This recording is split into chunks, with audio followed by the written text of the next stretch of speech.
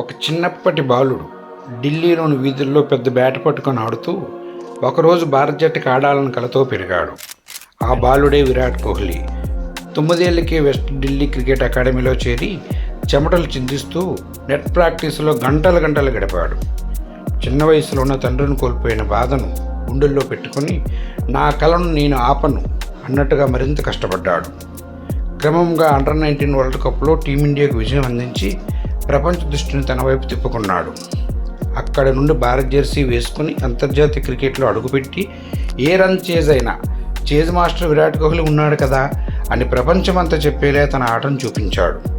శారీరక ఫిట్నెస్, క్రమశిక్షణ, దృఢ సంకల్పం అతన్ని మరింత శక్తివంతుని చేశాయి.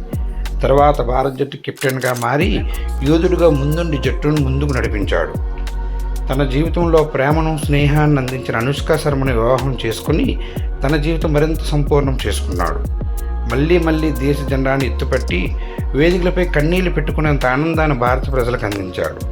ఈరోజు విరాట్ కోహ్లీ కేవలం ఒక క్రికెటర్ కాదు, కష్టపడి నిజాయితీగా నమ్మకం కోల్పోకుండా ముందుకు సాగితే ఏ కళ అయినా నిజమవుతుందని చెప్పే సజీవ స్ఫూర్తి.